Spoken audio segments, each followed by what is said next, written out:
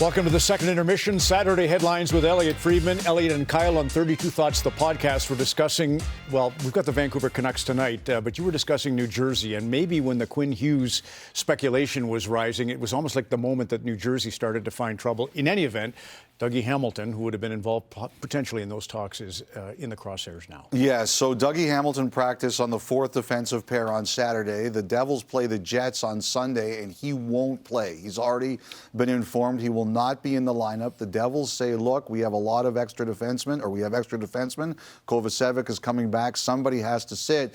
But Hamilton's agent, J.P. Barry, feels this is a business decision to try to force Hamilton to accept a trade. Now, Hamilton did move to a partial no-trade clause this season. He can be traded to only one of 10 teams. The other 21 he can block. And one thing we are aware of is that in the summer, San Jose did try to trade for him, and Hamilton blocked that move. Now, the way it's going now for the Sharks, Ron, maybe he changes his mind. They're one of the best teams in the NHL to watch. But, you know, the fact is that Barry has indicated they will consider discussing some of the teams that Hamilton can block a trade to, but there's no question right now that the feelings are very hard on both sides. Losing does that. Hamilton feeling he's being targeted for non-performance reasons certainly does that. The one thing I can tell you is people were wondering today if he would terminate his contract. He's got 2 years left after this year at about $13.6 million. I'm told the answer to that is no. Hamilton's due $8.4 million next year, including a $7.4 million bonus in the summer. That, I understand, is not on the table. So we'll see if everybody can work together here to get something done. Thought you were really good, Elliotte, too, on the podcast, dealing with the Ottawa circus. This is a story. Not everybody agreed, I will tell you. I mean, it's tough. As you said, we don't even want to discuss or dignify the story, but it all comes from a post on X, which has now been deleted. The user is gone. It led to Ottawa putting out a statement. Steve Staios and the Senators trying to defend. The players were on the road, and that's the part that I liked about your discussion. These families living in fear and confusion. So in any event, Sens come home, and Stützle and Tkachuk met with the media earlier today. Not gonna lie, it's pretty I mean, I don't think anybody's pretty happy about a narrative being spread like that, you know, I think it's okay for people to critique our on-ice performance, but when it gets into family, it's pretty so it's embarrassing that it got to the point that it did, and yeah, I could tell you for free, I'm not happy about it one bit.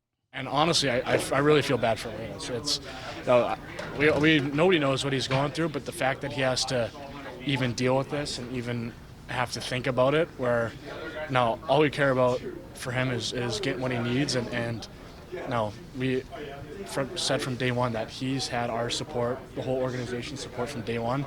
Now that he has to deal with this, it's mind-blowing. First of all, I want to say really appreciate what Steve did there, kind of setting up for the group. And yeah, what Linus been going through is obviously what's been said on Twitter and everywhere on social media is absolutely not true. We love him in this room. There's nothing that happened, and yeah, we have the full support for him. Obviously, we want him back as quick as possible. He's really beloved in our room, and yeah, hopefully he come back really quick. All right, so there were a lot of questions about this, and, you know, first of all, one of the questions was, why was the statement written in such a way? Why did the Senators do this? And, you know, there were people who felt, well, wait a sec, they called more attention to it to people who didn't know about it. And, you know, I spent a lot of time the last 2 or 3 days just calling and asking just people around the organization, around the sport, and some players. And, you know, I'll tell you what some of the players said to me about what Stützle said, appreciating it, is that maybe there were people out there who didn't know about it, but the families of the Senators sure did. It went wild on Senators Twitter, on social media in the market. Players were named. You know, as we talked about, they were on the road. You know, Ron, like, I think players understand, you and I understand, we're public figures. Like, you sign up for this to some degree, but your families don't. And I think they felt, as I kind of said about the podcast yesterday, on the podcast yesterday, that you don't want to be in a place where people speculate like that about you. And I really do believe, if you look at the history of the Senators, before this ownership bought the team, The Senators did not have a reputation as a place players wanted to play.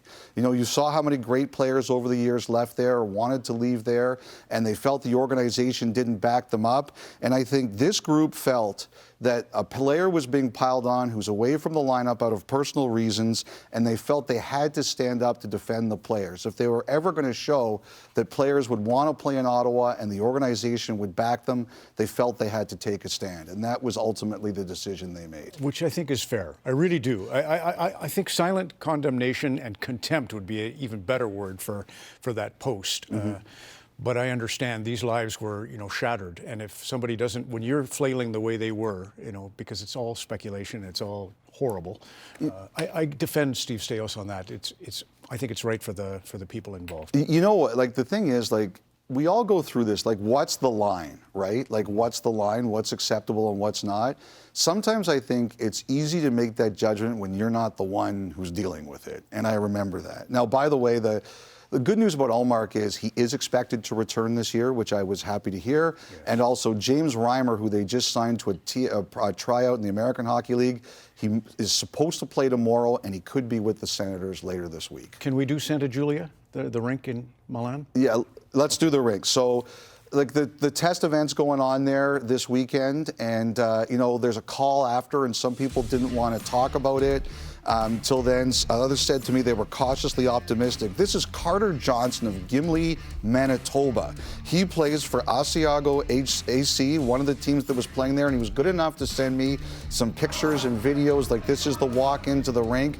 Obviously, there's a lot of construction there that still needs to be done. He sent me a scouting report, Ron. He said that the ice surface was better than he expected. It got a bit soft at the end of periods. It's dirty. They're going to rip it out and put in a new ice surface after this week because the doors have been opened and the ice gets on there.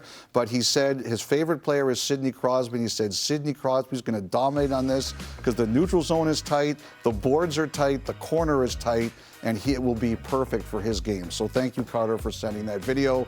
The players are going to make this work. We all know it. Elliotte Friedman and the Saturday headlines. Our coverage on Hockey Night in Canada continues in a moment.